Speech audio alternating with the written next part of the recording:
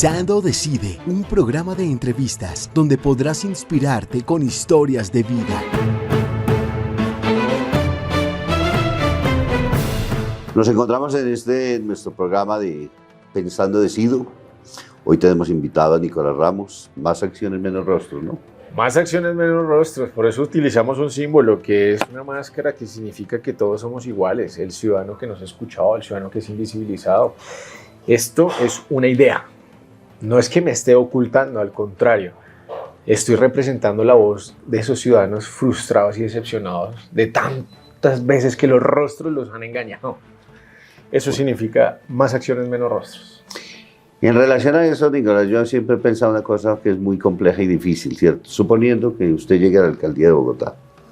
Primero se crea alrededor un staff de personas que hacen a veces que las cosas se hagan que casi que imposibles de podernos encontrar con el ciudadano de a pie, el esquema de seguridad que se monta, el mundo que se vive, porque entonces uno comienza a delirar con las grandes ciudades, con los grandes presupuestos, con las mega obras y con todas las cosas, y se le olvida el ciudadano de a pie. Entonces volvemos a la invisibilización de lo que finalmente sucede. Ese es como ¿Cómo plantea usted esto? Pues mire, primero heredé algo muy bonito de mi abuelo que ya falleció, y es justamente la sencillez, la humildad, independientemente de si estemos arriba, abajo, al lado, no importa la posición en la que estemos, yo siempre voy a mirar a los ojos y a una altura igual a cualquier ciudadano o ciudadana de esta ciudad y de cualquier ciudad del mundo. Yo pienso que eso es lo principal, uno, saber y reconocer de dónde viene uno. Pues yo vengo de una familia muy sencilla, muy humilde, bogotana. Mi papá es farmacéutico, mi mamá fue conductora de vehículos escolares, mi abuelito es pensionado de Bavaria, mi abuelita es ama de casa. O sea, una casa multifamiliar muy sencilla y muy bogotana, ¿no? Entonces, mi experiencia por más de 10 años, pese a la juventud que tenemos, 33 años, soy el candidato más joven. Más joven que tenemos en contienda. Digamos que llevo 10 años asesorando ciudades gigantes, municipios y departamentos en donde manejan recursos gigantes. Y mi especialidad es gestionar recursos precisamente adicionales al bolsillo, a los impuestos de esas poblaciones o a la deuda pública de esas ciudades o esos municipios y departamentos. Y lo hacemos a través de banca multilateral, de cooperación internacional, le estamos apostando ahorita a la moneda digital. Entonces tenemos varios conceptos y varias fuentes que no se han explorado aquí en Bogotá para gestionar recursos para grandes obras. Entonces no nos va a deslumbrar administrar 33 billones de pesos en lo absoluto por la experiencia que ya tenemos. Al contrario, creo que con más sencillez y más humildad vamos a tratar de gestionar más recursos para los necesitados, para la población vulnerable. Lógicamente, eso me parece extraordinaria la propuesta, pero vuelvo al mismo punto, es decir, ¿cómo podemos combinar lo macro con lo micro? Lo que administrativamente tenemos, porque pues es que yo creo que una de las cosas de dolor que al ciudadano a pie hoy le cuesta es que en este tiempo es muy sencillo encontrar al candidato, poder dar la mano, mirarlo, encontrarnos, y después entonces desaparecen totalmente y ya no hay posibilidad de nada y se olvida de todo Yo quiero hacer una propuesta que se llama Alcalde al Parche, y la tenemos. Alcalde al Parche, ¿qué significa? A mí me gustaría desayunar siendo alcalde en diferentes casas multifamiliares o apartamentos bogotanos en diferentes localidades, estar con la gente, apoyar el microcomercio. A mí me encanta el corrientazo, por ejemplo, toda la vida pues porque mi papá tenía una rueda, mi mamá se la pasaba manejando una ruta escolar, pues no teníamos sino comer en corrientazos. A mí me encanta el corrientazo, entonces dentro de ese programa me gustaría estar siempre escuchando a la gente, almorzando en ese tipo de restaurantes en diferentes localidades, estando, digamos, haciendo cercanía con la juventud, haciendo planes, proyectos, o sea, gobernando en la calle, no en un escritorio. Yo no quiero yo no quiero encartonarme en un cargo. Al contrario, queremos hacer la diferencia y lo estamos haciendo desde campaña, por eso nos llamamos más. ¿Cómo es la campaña suya? Cuéntanos así en los acciones, no promesas, totalmente contrario a la política tradicional. Nosotros, una de las acciones que hemos hecho, entre varias, por ejemplo, nosotros hicimos diferentes ferias de emprendimiento apoyando a la mujer en varias localidades, hicimos también ferias de empleo con diferentes aliados y bolsas de empleo en 3 localidades. También hicimos una acción, fuimos los que demandamos la nueva medida de pico y placa porque consideramos que Claudia López no tenía competencia para ello.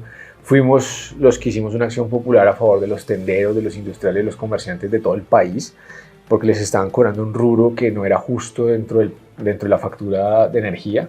Eso está actualmente en el Tribunal Administrativo de Cundinamarca. Vamos a hacer una acción muy bonita con el río Bogotá. Así fue que recogimos las firmas en todas las 20 localidades de esta ciudad y pues le estamos apostando a hacer acciones en campaña. Es decir, no voy a prometer, voy a hacer y pues es conocido que yo soy el candidato de la tecnología y la innovación y una de las acciones que vamos a hacer es justamente impulsar la primera IPS caninofelina digital del mundo con la huella nasodactilar, que es el hocico de los perritos y los gaticos, para poder generar captura de datos en tiempo real y descentralizar la información en todas las clínicas veterinarias, pet shop, y empezar realmente a construir una ciudad, digamos, respetando los animales, respetando el medio ambiente. Y eso lo vamos a hacer ahorita en campaña. O sea, eso no es una promesa, ¿no? Si ustedes me eligen como alcalde, yo voy a hacer eso, no. Entonces, por eso nos llamamos Más Acción Menos Rostros. Queremos combatir ese personalismo, ese ego que genera el rostro. Todos los políticos es ahí poniendo su rostro en todas las vallas y soy yo y soy la verdad absoluta. Nosotros creemos todo lo contrario. Por eso tenemos una ideología propia, que es el pragmatismo comunitario. La gente en este momento quiere escuchar que le resuelvan su problema, sin importar si es de izquierda, derecha o centro.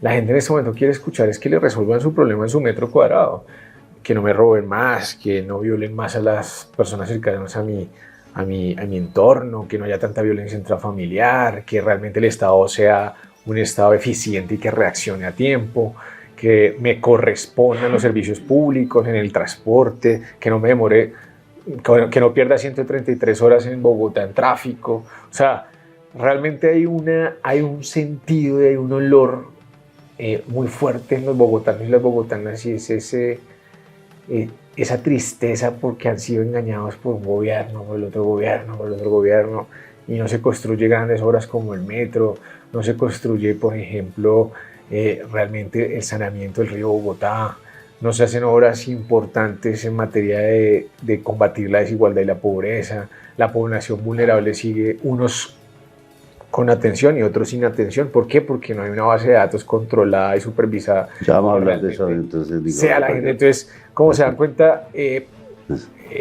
la filosofía de nosotros y la ideología de nosotros es el pragmatismo, es decir, soluciones puntuales y prácticas, comunitario, con la corresponsabilidad de la comunidad. O sea, para nosotros el concepto de comunidad es importantísimo. ¿Por qué? Porque para nosotros la comunidad es primero que el individuo. En cambio, para el liberalismo es primero el individuo que la comunidad. Así que nosotros consideramos que desde que la comunidad confluya y sea corresponsable, podemos avanzar como sociedad. Bueno, y aquí surge uno de esos escollos profundamente grandes. Ayer yo hice una entrevista a Mario Hernández y hablamos precisamente de políticos corruptos, individuos también corruptos, ¿cierto? Es decir, ¿por qué? El Estado se ha alimentado en la política y en tratar de tener un clientelismo amarrado desde todos los puntos de vista, pero el ciudadano entendió que también de esa misma parte saca una ganancia importante. Líderes que manipulan comunidades, entonces piden plata y negocian con el político de turno, y es así como se maneja. No hay ideas, no hay nada, sino que es sencillamente amarrado este contexto, y no solamente Bogotá, eso es el país entero. Hemos escuchado escándalos impresionantes en el Gerardo Meós durante estos días, para no mencionar nombres, en relación a ningún tipo de persona ni de nada, con oficinas alternas para poder despachar y diagnósticos bastante complejos, pero mientras tanto se puede seguir trabajando políticamente en muchos ámbitos. ¿Cómo lograr romper particularmente eso? Porque yo siento que hay un grupo de jóvenes que Nicolás se vuelve interesante desde las propuestas que tienen desde el punto de vista tecnológico, pero hay una inmensa mayoría de gente que vive en barrios, en sectores. Y ahora hablábamos, y no solo eso, el líder, sino que además de eso, hay una cantidad de gente que está amarrada también al puesto y que de eso depende su comida, y sigue siendo esa la maquinaria que finalmente nos trabaja todavía. Yo no sé a cuánto tiempo tendremos esta misma realidad, pero caminamos así, Nicolás. Mire, esto es para todo el mundo. Esto es, digamos que, un sentir común y general. Y es, si uno quiere algo diferente, eso lo dijo Albert Einstein. Lo han replicado diferentes líderes latinoamericanos, pero eso lo dijo Albert Einstein. Si usted hace lo mismo una vez, vuelve y hace lo mismo otra vez, y vuelve y hace lo mismo otra vez, pues no espera un resultado diferente.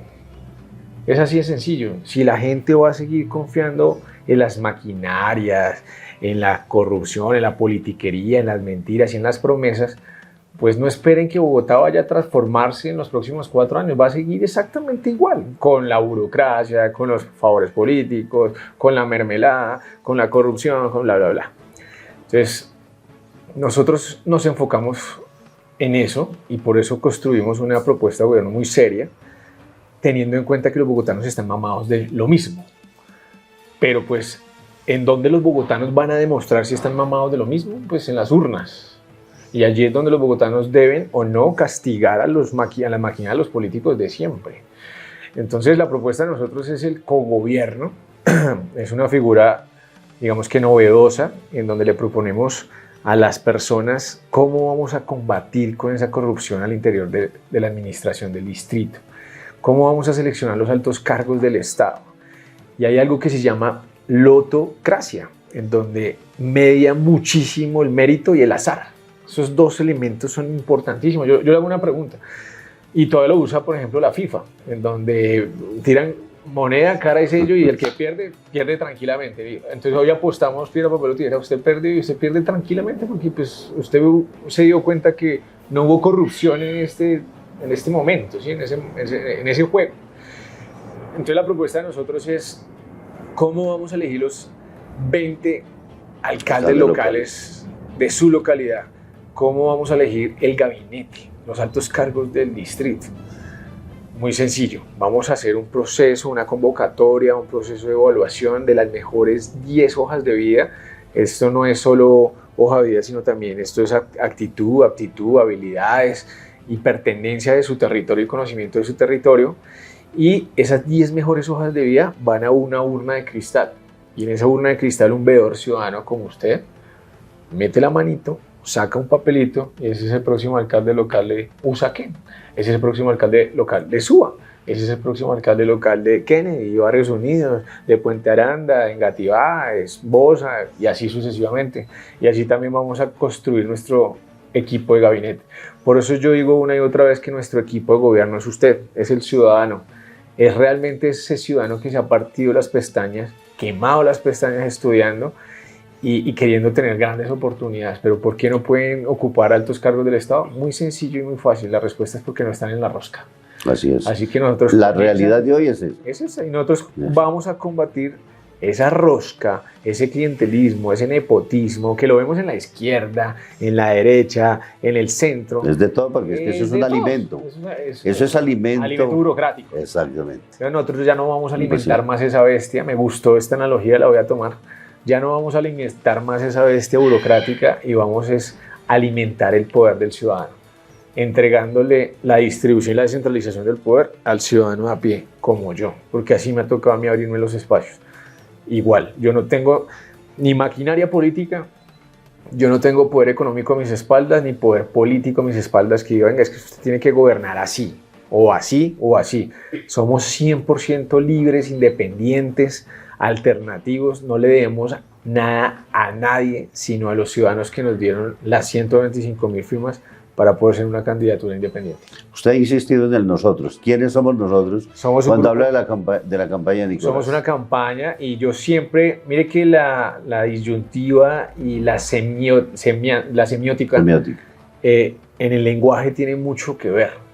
Y eso va mucho digamos que en el espíritu imperativo de las personas. Y es que si yo hablo de yo, ya estamos mamados del yo. Y es ese espíritu autoritario, déspota, que gobierna con egos, que gobierna siendo que soluciona necio, los problemas en 3 meses. Que soluciona los problemas en 3 meses, que no escucha. En cambio, cuando yo hablo de nosotros, es porque yo me incluyo a la ciudadanía, yo incluyo a ese ciudadano que no tiene voz, yo incluyo a ese ciudadano que no es escuchado, incluyo a mi equipo de trabajo, incluyo a mi familia, incluyo a todas esas pequeñas partes o grandes partes que generan un aporte importante para que estemos ahí donde estamos. Bueno, y a los grandes problemas, ¿cómo lo responde? Usted habla, por ejemplo, de ciencia y tecnología, que es bastante importante, un reto grandísimo. Sí. Pero estamos todavía muy atrasados frente a esto. Yo ayer, por ejemplo, me fui al BBVA, nunca había ido a ese banco. Me tocó ir por cosas del camino. El código está allá para que usted solicite su turno digital para luego regresar nuevamente delante del mismo señor a pedir la misma estupidez, es decir, duplica sencillamente. Entonces la tecnología, en vez de ser una solución, se volvió solamente un problema. Un obstáculo. Entonces usted toma la foto, escanea el código, y el código, entonces usted tiene que pasar nuevamente delante del señor que está asignando el turno para que le devuelvan las mismas cosas.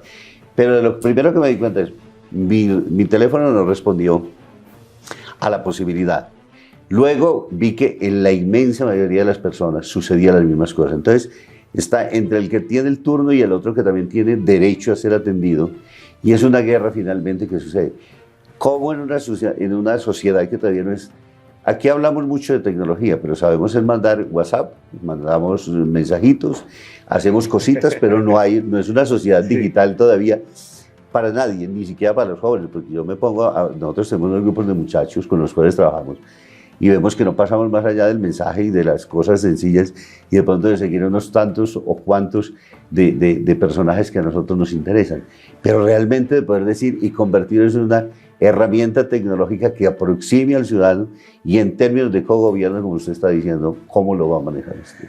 Mire, también tenemos otro concepto que es la ciudad 5.0. Esa tecnología a la que hacen referencia es una tecnología obsoleta. Todo no es tecnología, digamos, del siglo XXI. Y les voy a explicar muy sencillamente porque yo le llamo ciudad 5.0. La primera revolución industrial en 1760 le apostó al carbón. Un siglo después, en 1860, la segunda revolución industrial le apuesta al gas. Luego, en 1960, en pleno apogeo de Albert Einstein, le apuestan a la energía nuclear y a la electricidad. Esa es la tercera revolución industrial. Y luego... O sea, que otra la agrícola, que de todas formas... No, la agrícola estamos insistiendo. Ya es social. Digamos que la agrícola ya es un comportamiento social en donde la tecnología entra a tecnificar, que es distinto. Y luego viene la cuarta revolución industrial en el milenio, con la internet y los datos. La nube, los datos, la internet. Y mucha gente se quedó ahí en la cuarta tecnología. Y desde el 2016 para acá, muchos países del mundo, entre esos Japón, ya están hablando de quinta revolución industrial. ¿Por qué? Porque ya no es solo la información, los datos, la internet, la nube, sino ya hablamos es de la colaboración entre las máquinas y el ser humano. Y eso se llama cobot, colaboración entre los bots, los robots y el ser humano. Eso es inteligencia artificial. Y ya eso es una tecnología totalmente diferente que puede modificar y transformar en corto plazo los servicios públicos esenciales, puede modificar y cambiar en corto plazo, por ejemplo, la calidad de vida de las personas. Y les voy a poner un ejemplo puntual. La tecnología, cuando se usa obstaculizando de esa forma, pues lo que hace es atrasar más, digamos, el avance de la relación entre la tecnología y la sociedad, como el caso que me acabaste de exponer. Eso no es tecnología, eso simplemente es tecnificación de un proceso. Eso es tecnificar procesos, eso es tecnología 4 puntos, es tercera revolución industrial, es tecnificación de procesos, no es más. O sea, ahí no estamos hablando de nada más. Distinto sería en donde, por ejemplo, mira, yo cómo quiero combatir el fleteo. A ver, propuestas prácticas. En donde tu banco te da un servicio adicional impulsado como política pública de seguridad preventiva por el distrito. Y ese servicio adicional es si tú le retiras altas sumas de dinero para que no pongas en riesgo tu vida, tú tienes que no dirigirte al banco, sino al contrario, el banco te suministra a ti unas gafas con la seguridad del iris, que es más seguro todavía. Y esas gafas generan una realidad virtual que se llama metaverso, como un videojuego. Uno se la pone y uno queda en el... Entonces tú te pones esas gafas desde la comodidad de tu casa, vas al banco o el metaverso con la seguridad de tu iris, retiras altas sumas de dinero, no tienes que poner en riesgo tu vida y el banco te responde por el destino final de tu dinero. Y se acabó el fleteo, con tecnología e innovación, ¿te das cuenta? Entonces, eso sí es pensar en el ciudadano a pie, eso sí realmente es pensar en cómo utilizamos la tecnología en corto plazo, optimizando recursos. Entonces tú me vas a decir, bueno, ¿y quién va a pagar esas gafas? Entonces yo te digo lo siguiente. La contraposición ahora de lo que significa entonces... Claro. ¿Y de dónde van a sacar los recursos? Entonces, claro, lo vamos a impulsar nosotros como política pública, vamos a hacer una alianza importante con el sector financiero y pues ellos son los que generan más Producto Interno Bruto en servicios en la ciudad. Ellos son los que más utilidad generan en el sector económico en la ciudad. Y en donde sea un gasto tripartito, una política pública impulsada por el distrito, en donde también, digamos que sea un costo desarrollador ese software por parte del sistema financiero y en donde el usuario también pague parte de esas gafas, porque pues si tú no quieres poner en riesgo tu vida, pues tú prefieres desde la comodidad de tu casa hacer retiros de altas sumas de dinero, ¿sí me hago entender? Entonces, de esa forma colaborativa empezamos a estructurar seguridad preventiva con tecnología e innovación. ¿Te das cuenta? Eso es una solución muy práctica. ¿Y cuánto nos podemos demorar haciendo esto? 6 meses, no más. Y la empleabilidad, entonces, ¿cómo la pondríamos ahí? Porque esa es la gran discusión que tenemos hoy. Listo, avanzamos en esa respuesta desde el punto de vista de la tecnología, pero ¿cuántos puestos entonces no, y no quitaríamos ningún puesto. Fíjate que tú te estoy facilitando la vida. No estoy quitando ningún puesto, porque ¿qué puesto generamos cuando tú vas al banco? Ninguno. O sea, ahí el banco va a seguir teniendo atención al público normal, solo que esto sería un servicio adicional para evitar poner en riesgo tu vida. Pero uno en el banco hace otro tipo de operaciones, como creación de servicios, como creación de cuentas corrientes, cuentas de ahorro, como expedición de chequeras, como consignaciones, bueno, muchísimos otros servicios financieros. Pero eso sería un servicio adicional para que tú no pongas en riesgo tu vida. Pero se volvería muy selectivo. Yo llegué ayer dentro de esa misma experiencia, entonces encuentro que llega una persona sorda, con muchísimos años, incapaz de leer el código, gritando en el banco para que trataran de ayudarle, porque pues ese tipo de cosas finalmente no le funcionan. Volvemos al mismo punto, sobre todo porque pues son una combinación de generaciones, afortunadamente, que enriquecen, sí, pero que unas entonces también de todas formas, y hay un número creciente de adultos mayores en Colombia, donde claro, que lo único que afortunadamente, y me admiro muchísimo, es que al menos pueden responder la llamada de sus hijos, algunos ya envían sí, inclusive su WhatsApp, y envían emoticones y cositas que comunicaciones, que eso no es gran exacto. Cosa, pero han logrado finalmente eso. Sí, pero si ponemos en unos ejercicios mucho más complejos, pues va a ser un poco más difícil. Yo te voy a hacer esta analogía. ¿Qué pensarías tú hace 20 años si te dijera un loco hace 20 años, venga, es que yo encontré una forma en donde usted se puede comunicar con un familiar en Europa y usted se pueden ver en tiempo real? O sea, si hace 20 años usted no se está pero loco, o sea, ¿cómo le ocurre? Si yo todavía sigo feliz con mis llamadas desde el teléfono de casa donde yo lo tengo ahí conectado, entonces yo sigo. Pero fíjate que hoy le facilitó la calidad de vida de esa tecnología y la comunicación al mundo de una forma impresionante. Entonces, eso mismo está pasando hoy con las propuestas nuestras. O sea, hay personas que son muy reacias, pero fíjate que nosotros tenemos un programa muy bonito dentro de nuestro programa de gobierno que se llama Adulto Mayor Sabio.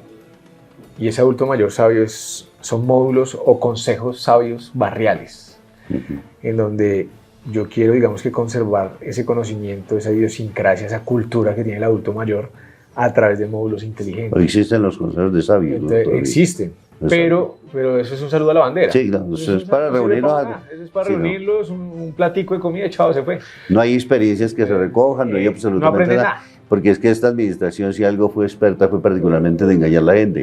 Presupuestos participativos, entonces nunca hubo de participación. Sí, le hicieron para entregarle a los mismos de siempre y lo mismo de siempre, cómo funciona igual. Entonces, exactamente. Entonces, si te das cuenta, nosotros sí queremos generar un módulo inteligente para el adulto mayor en las juntas de acción comunal, en donde podamos llegar al máximo la participación del adulto mayor en este consejo de sabios, pero no solo para utilizarlos y la comidita y se fue, chao, adiós, no. Un refrigerio. Sino para que nos contribuyan, nos contribuyan a generar seguridad preventiva, para que nos ayuden a generar cultura, para que nos ayuden a generar conocimiento y transmisión de la cultura y el patrimonio inmaterial bogotano. Y lo más importante es para que ellos aprendan de tecnología. Así que es lo primero que nosotros vamos a hacer. O sea, si nosotros estamos hablando de tecnología, yo no voy a excluir a nadie, al contrario, vamos a tener una tecnología incluyente para la población en condición de discapacidad, o para el adulto mayor,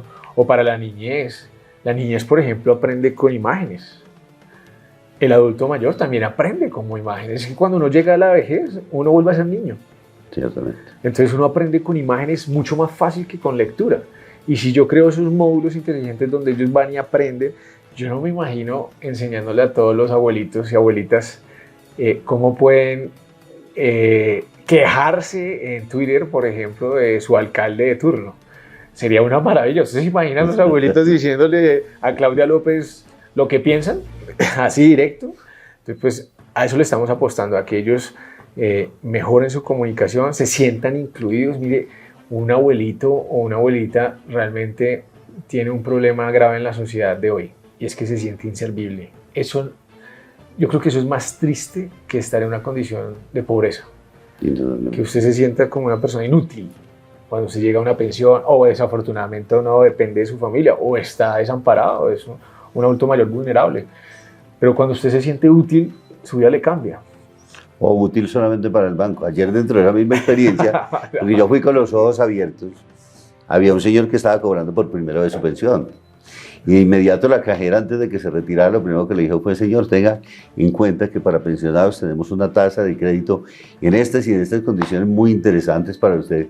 Y los queremos capturar. Entonces, sí, ese es el punto hacia el cual... Se vuelve atractivo para los famosos créditos de nómina. Así es.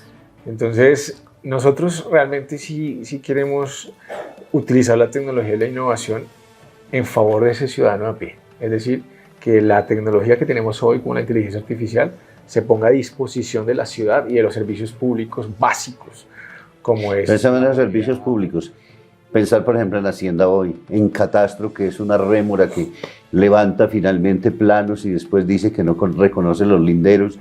Entonces se vuelve un problema porque hay que recurrir a la vecindad, y entonces el acta de la vecindad para hacer toda una cantidad de... Aquí me tienen en problemas con eso. En temas de salud, por ejemplo, porque entonces en relación a eso todavía no hay cómo actualizar ese tipo de cosas. Una reclamación que a usted en Hacienda se le demoran años y mientras tanto le están corriendo los impuestos cuando es una entidad de orden social que le sirve a la ciudad, que hace convenios y pone una contrapartida importantísima, y a los clubes que donde va tanta gente finalmente les termina diciéndole ahí sí con toda facilidad de exención del impuesto del 100% y de todas las cosas. Sí, eso es una locura, eso se llama atraso. Nuestro enemigo es el atraso, no los rostros, sino el atraso. O sea, el enemigo, esta máscara, es el atraso.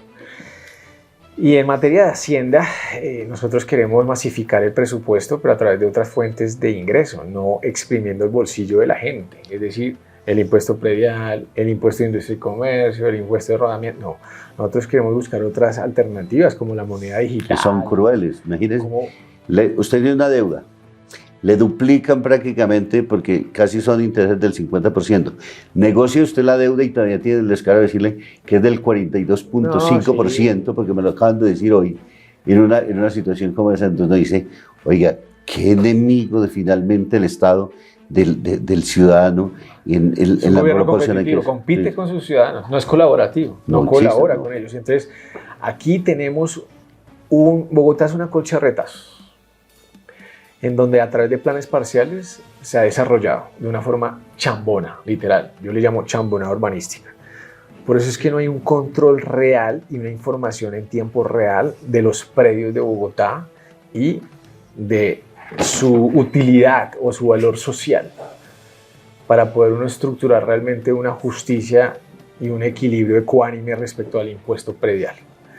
Lo que nosotros queremos hacer es precisamente sacar a Bogotá del atraso, adelantarla y reorganizarla, y nosotros proponemos algo que se llama SSP, Sistema de Soporte de Planeación, en donde no solo se tiene en cuenta el predio ni la manzana, sino se tiene en cuenta múltiples contextos y calidades, como el medio ambiente, como la contaminación, como la recolección de basuras, como las tiendas, el comercio, como el Producto Interno Bruto, como los servicios que se ofrecen, como la tecnología que se dispone, como absoluta, las personas y la población, los animales. Es un sistema técnico y tecnológico que te permite acceder en datos en tiempo real. Y de esa forma tú puedes tomar decisiones justas y equilibradas pensando en el ciudadano, colaborando con el ciudadano, no compitiendo contra él.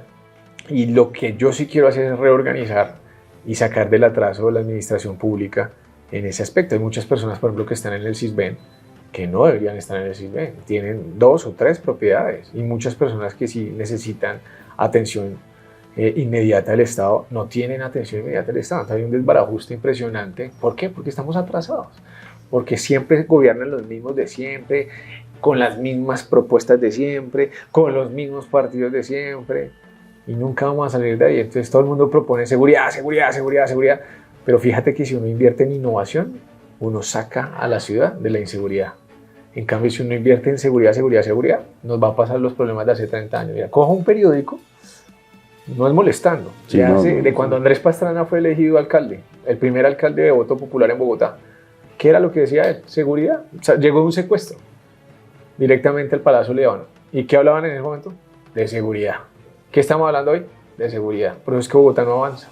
Sí, hoy el debate está fundamentalmente centrado en eso. Sí, pero La no. idea es qué seguridad le va a ofrecer nuestra... Que Exacto. lógicamente sí estamos definitivamente en situaciones muy complejas.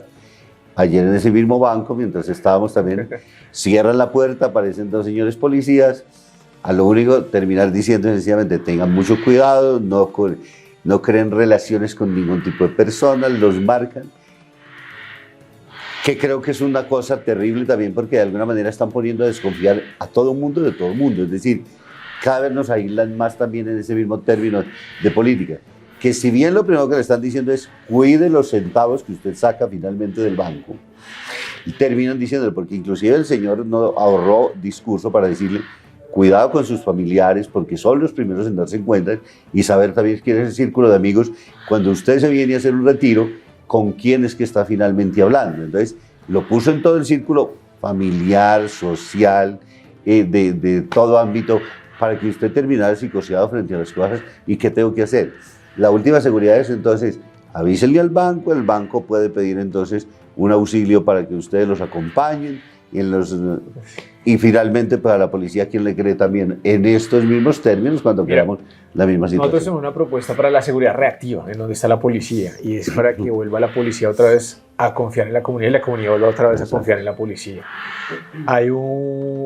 Digamos que hay una lucha de oposición, de opuestos entre la policía y la ciudadanía.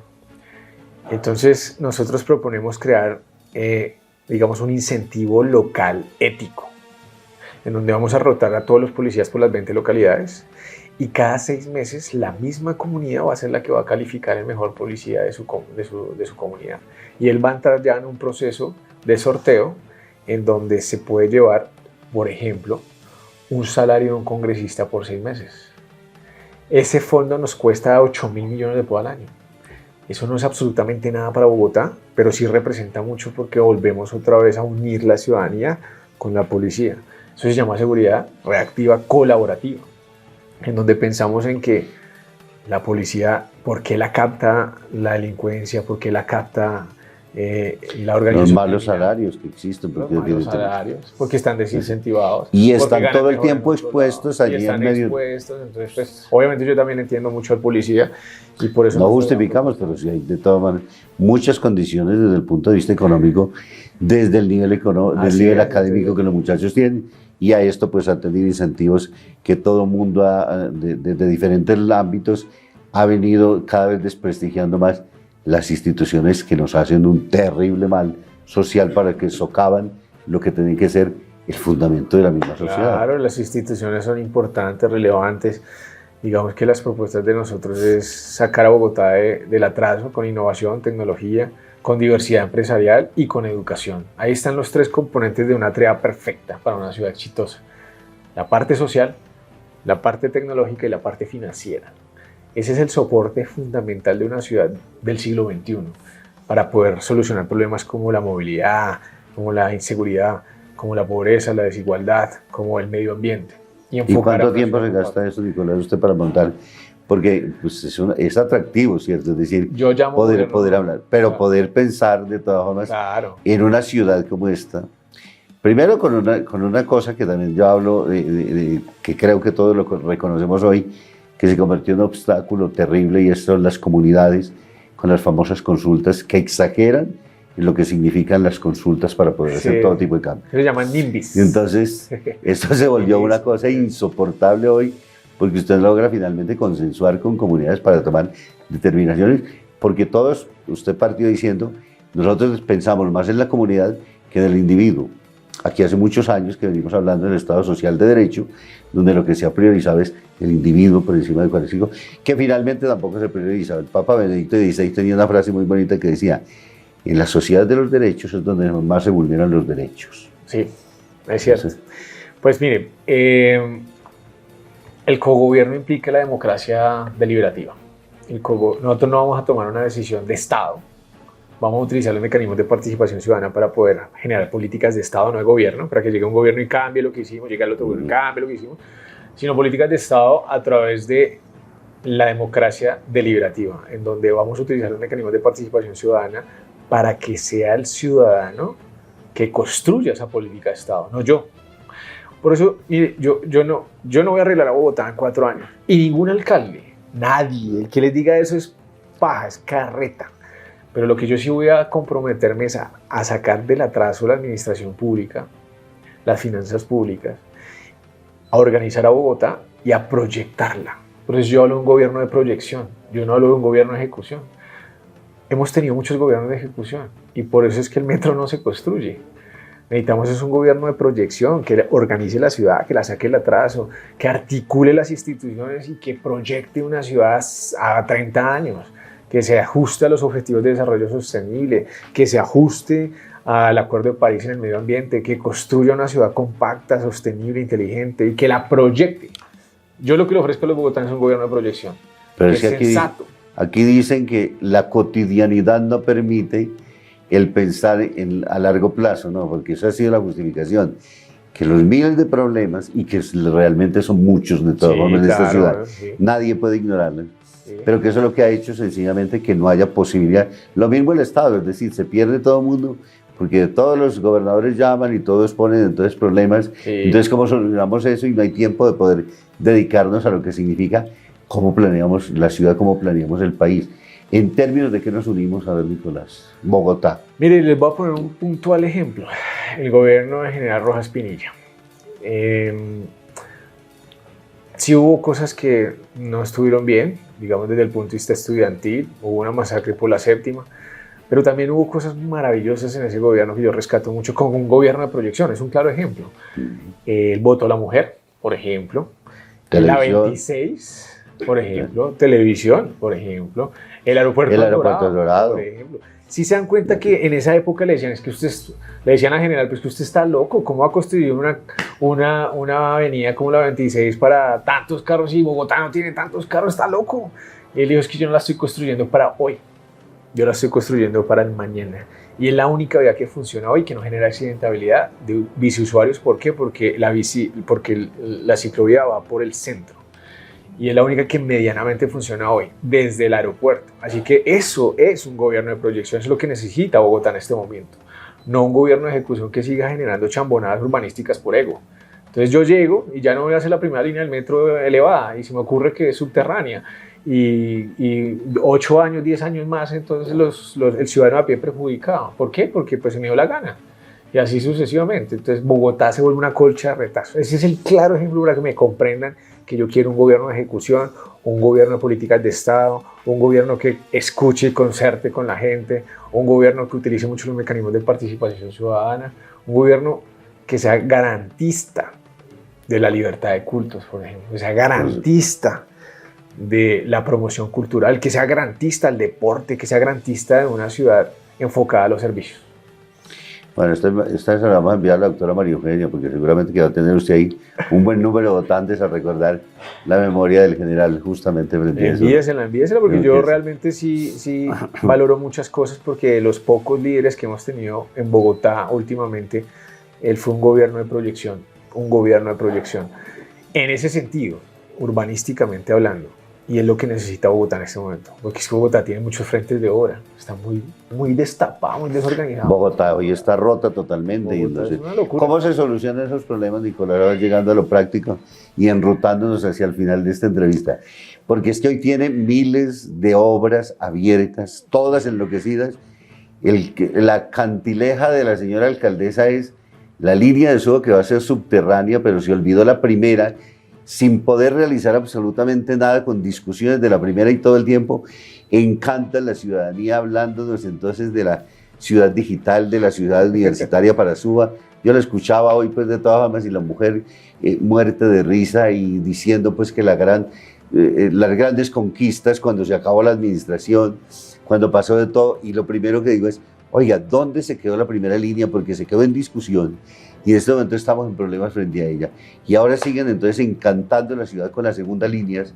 Cuando, y hay otros candidatos que pues hablan de 3, 4 y 5 líneas. O sea, no, pero es que es ridículo. Eso es tomar al ciudadano por ignorante frente a las cosas. Sí, yo creo que los bogotanos es gente que piensa y es gente que sabe y no puede seguir dejándose encantar por lo que va a ser la sociedad del futuro cuando no hemos podido realizar la primera. Pues centrémonos en esa y dejemos de bobear con el resto. Mire, mi propuesta es la siguiente, muy puntual. Hay un contrato firmado. Yo no soy muy amante de los metros elevados. ¿Por qué? Porque no permiten que las ciudades crezcan hacia arriba como hoy deben crecer, con espacio de plusvalía, con espacio de valor, que crezcan hacia arriba, no hacia los lados. Pero ya hay un contrato firmado y ese contrato tiene un costo, tiene un valor. Supongamos que 100 pesos, para que me comprendan. Si yo quiero modificarlo, la ley me lo deja modificar hasta 50 pesos. Pero si yo quiero soterrar la 1 de mayo a la 72, eso me vale más de esos 50 pesos. Entonces no puedo legalmente. Entonces ahorita la discusión de si es metro elevado, metro terreno, eso es populismo. La propuesta mía es, al contrario de discutir si vamos o no a tener metro subterráneo elevado, yo voy a promover la aceleración de la primera línea del metro. ¿Y cómo? Incentivando al contratista a través de una comisión de éxito. Le digo, señor contratista, empresa china, si usted me entrega la primera línea del metro en el 2027, un año antes de lo previsto, yo lo incentivo a usted con una comisión de éxito. ¿Y cómo voy a sacar esos recursos? A través de programas de colocación privada, que es mi experiencia, no el bolsillo de los bogotanos, ni endeudando más a Bogotá, sino realmente gestionar esos recursos para poder acelerar estas obras y que Bogotá salga avante en lo que ya existe. Esa es mi gran propuesta. O sea, yo creo que soy el único que está proponiendo acelerar la primera línea de construcción del metro. O sea, creo que soy el único. En el 2027 quiero entregarla y razonadamente, con una propuesta, con unos recursos. Yo estoy diciendo dónde voy a sacar los recursos. Y entonces, ¿qué va a pasar entonces cuando esté el metro elevado por encima de la Caracas? La Caracas es tan angostica, un metro elevado lo que va a generar es un nicho de criminalidad ahí, si no se hace nada, si se deja así. Pues yo tengo una propuesta mucho más allá, para evitarnos esa pelea de metro elevado, metro subterráneo, metro elevado, metro subterráneo. Yo tengo una propuesta y es, ¿por qué no generamos un parque lineal? Arborizamos, reverdecemos la Caracas, por fin le damos la dignidad que se merece la Caracas después. ¿Y qué hace de usted con el Transmilenio de ahí? Entonces van a decir, ¿y usted qué hace? Entonces, ¿cómo está loco? No, no estoy loco. Con plusvalía y con programas de colocación privada, facilito, podemos financiar, soterrar la carrera 13, en donde vamos a tener flujo y contraflujo, y de esa forma vamos a construir colegios y parques y canchas de fútbol y eso debajo del metro en la Caracas, evitando que eso se convierta en un nicho de delincuencia.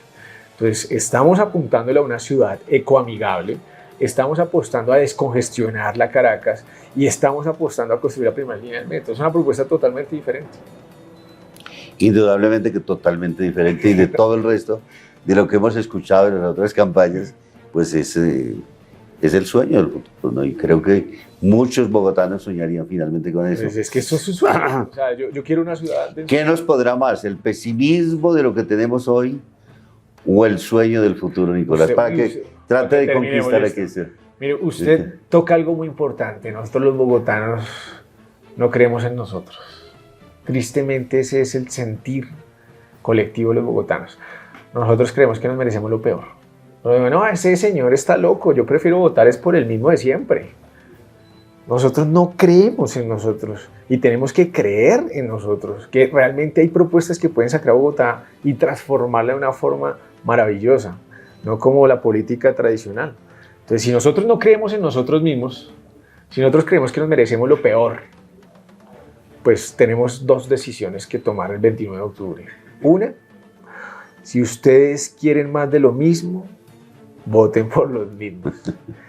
Si ustedes quieren algo diferente, pues voten por una propuesta diferente. Es que es fácil, es sencillo, o sea, no se requiere ser genio. Simplemente se requiere amar esta ciudad ya, no es más. Eso es todo. Digo, a las conclusiones, entonces, usted ahí estamos invitando a estos ciudadanos que nos ven a través de esta emisora, a través de nuestra televisión, desde aquí desde la Fundación Ciudadela de la Misericordia, como les decía, trabajamos en personas en condición de discapacidad, ayudamos al distrito en esta gran tarea porque ponemos muchísimo desde el punto de vista de recursos nuestros, humanos y económicos también, porque estas meras instalaciones prestan el servicio solamente de la población menos favorecida de Bogotá, es toda una razón, y son más de 40 años de experiencia de trabajo aquí en este espacio. Entonces, invite a estos ciudadanos y pues conquiste finalmente el voto final. Yo soy el único candidato que no les va a pedir que voten por mí. Vean, ¿sí? Tan diferente. Yo no quiero que voten por mí. Yo quiero es que voten por usted. Vote por esa decepción y esa percepción de atraso que tiene usted en la ciudad. Vote por su barrio, por su calle, vote por su hijo, por su nieto, vote por su abuelo, su abuela, por su ser querido, vote por usted mismo, a conciencia, vote por un programa, por una propuesta, no se deje comprar el voto. Eso es lo más miserable que uno puede hacer en la vida, venderle el voto a una persona, es lo más lindo que ha conquistado la humanidad, no lo hagan. 50.000 pesos dividido 4 años son 34 pesos, es una miserableza. Voten a conciencia. No importa si votan por mí o no, voten a conciencia. Es lo único que yo les puedo decir. Voten diferente, voten realmente por el corazón, no voten por el bolsillo. Nicolás, muchísimas gracias, me alegra muchísimo que haya estado aquí. Claro que sí. Gracias. Muy bien.